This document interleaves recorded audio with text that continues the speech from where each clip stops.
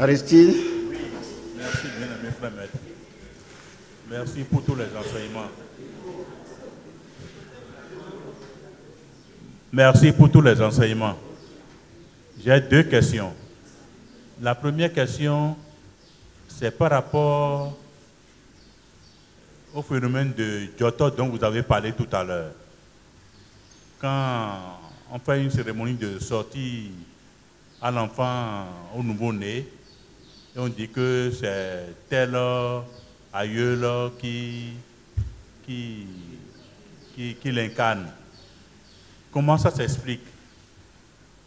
Quand l'aïeul l'incarne, ça veut dire quoi exactement? Est-ce que les caractères de cet aïeul-là influencent l'enfant? Je voulais comprendre. Ma seconde question, c'est par rapport à certaines de nos pratiques traditionnelles. Il y a certains qui appellent les morts et leur posent des questions. On interpelle les morts pour certains problèmes, pour certaines situations, et les morts parlent et donnent leur point de vue par rapport à la situation. Ils font même certaines révélations et qui prouvent que effectivement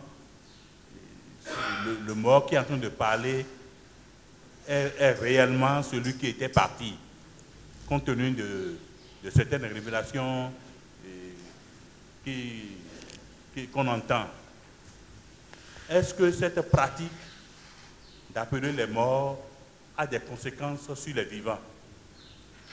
Je pose le problème parce que la fois passée, vous avez sur soi, à la suite de pratiques d'intervention, enfin de communication avec les morts, et vous avez dit que dans l'Assemblée, on n'était pas encore prêt, compte tenu des conséquences qu'on peut avoir. Est-ce que ces pratiques-là ont des conséquences sur nous, les vivants, sans qu'on le sache? Merci.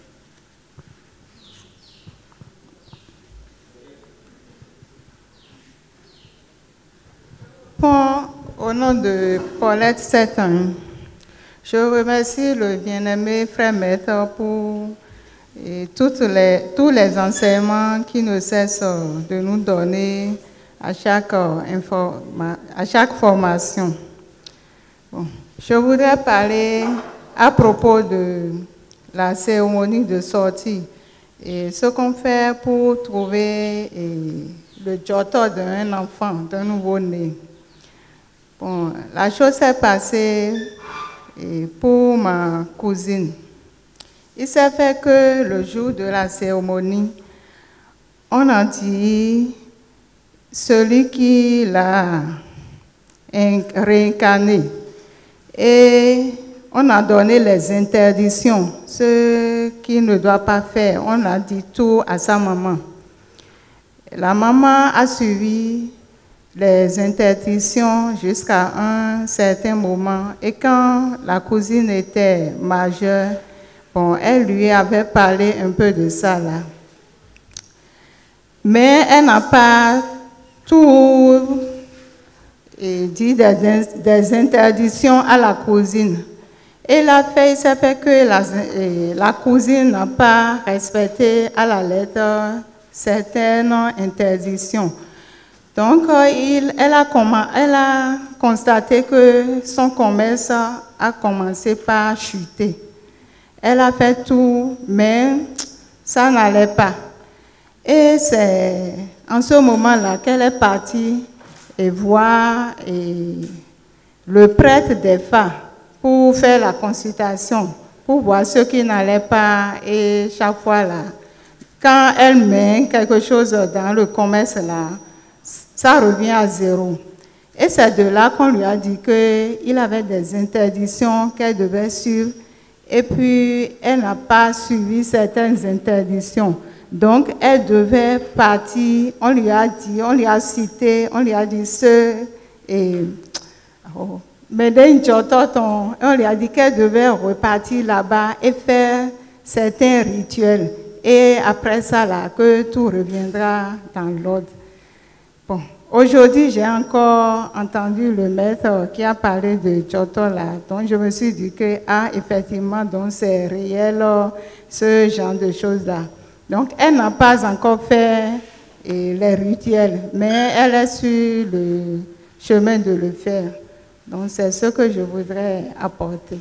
Merci, bien-aimé frère maître. Merci bien.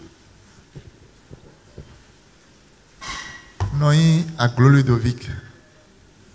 Si déjà merci. Bien que bon candé bien.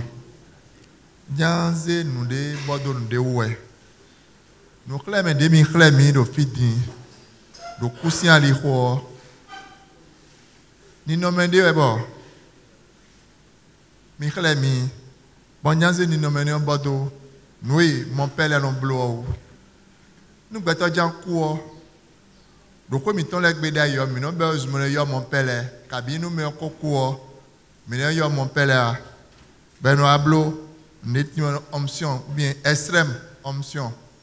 Bon, mon père est ablo, et nous sommes il sait quoi. Eh ben, nous, Michel, midi, nous qui cambions, donc, nous manquons tant que de leur côté, nous pouvons agir. We go, we know, ni mi mogle des fois nous me quoi kokolo vieni et non bedo tiok ba me le tome ne gbo non blok moment ni non me raison ben non blomo do nous mi khla mi din la wutu. Merci.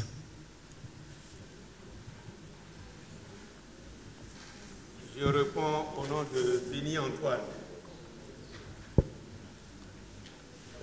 La première question. Pourquoi dit-on qu'un corps amené à la morgue fait souffrir le défunt? De quelle souffrance s'agit-il? Puisque celui qui est mort est censé ne plus souffrir. C'est la première question. La deuxième question, c'est que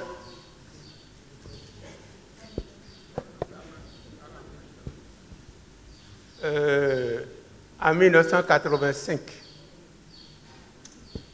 j'étais en plein cours à l'université de Bouaké en Côte d'Ivoire quand j'ai reçu un appel du Standard. Je me présente, c'est une commission que je reçois du pays, du village plus précisément, me disant que mon père est en agonie. Et que malgré son état d'agonie, il a voulu me parler.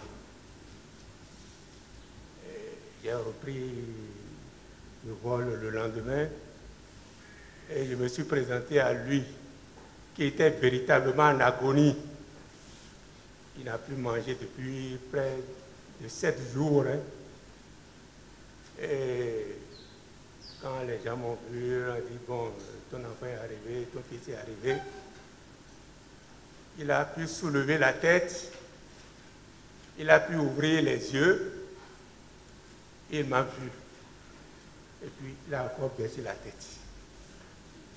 Et le lendemain, déjà à 5 h du matin... Il a dit quoi? Il m'a vu quand je me suis présenté là-bas. Il a pu ouvrir les yeux.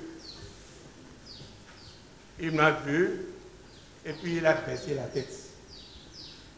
Et le lendemain à 5 h du matin, il est décédé. Il n'a pas pu parler. Il n'a pas pu parler. Il m'a vu tout simplement. Le lendemain à 5 h du matin, il est décédé. Je voudrais savoir quelle signification pourrait-on avoir de ça. Merci.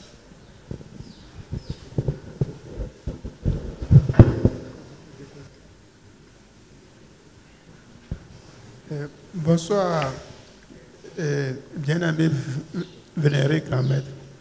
Ici, c'est Nguyo Kwasi Ulrich. Merci pour le message du jour. Pour ce que moi, j'ai compris de votre message, c'est que on doit tout payer en fait, avant de rendre notre souffle. Maintenant, et nous avons aussi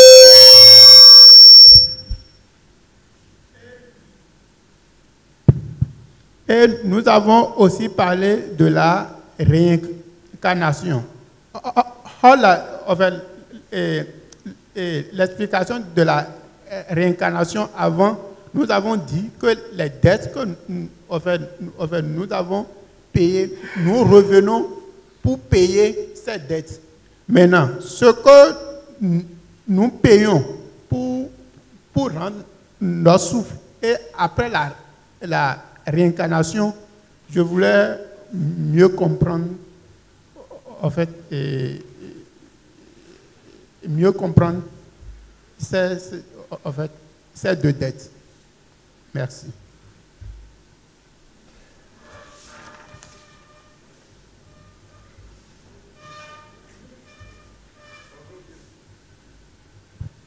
Bonjour, bien-aimé frère maître. Emmanuel Dossouan m'appelle. De vos enseignements d'aujourd'hui, je retiens surtout que tous autant que nous sommes, nous aurons à payer de nos actes avant de partir. Et que à chaque instant, nous devons désormais nous évertuer à être la meilleure version de nous-mêmes. Et je vous remercie sincèrement pour cet enseignement. J'ai deux questions de société à poser.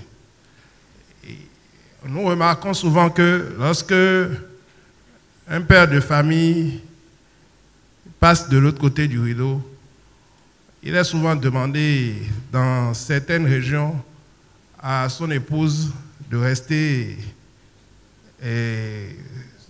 dans la chambre. Elle est enfermée durant quelques jours pour le deuil. Est-ce que cela a réellement une portée spirituelle ou est-ce que cela agit réellement ou donne la paix au mari défunt? Ma deuxième question, on dit souvent que le défunt, lorsqu'il rend l'âme, le jour où il a rendu l'âme, l'habit qu'il a porté, ça a certains pouvoirs, surtout les pouvoirs de guérison sur les enfants. Je souhaiterais que vous nous dites un mot par rapport à ça. Je vous remercie.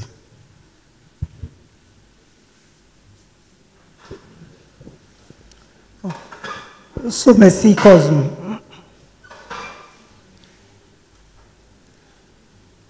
La première question. À la frontière, est-ce que c'est à la frontière que le mourant souffre ou bien c'est pendant qu'il veut mourir qu'il souffre? Deuxième question. Quel est le rôle du poussin, le poussin là, son rôle? Troisième question. Il y a certaines personnes qui ont de ces zinzins là. Ils mettent quelque chose en terre. Ils peuvent souffrir. Tant qu'on n'a pas encore ôté ce truc, ils ne meurent pas. Est-ce que c'est bon de faire ça? Merci, maître.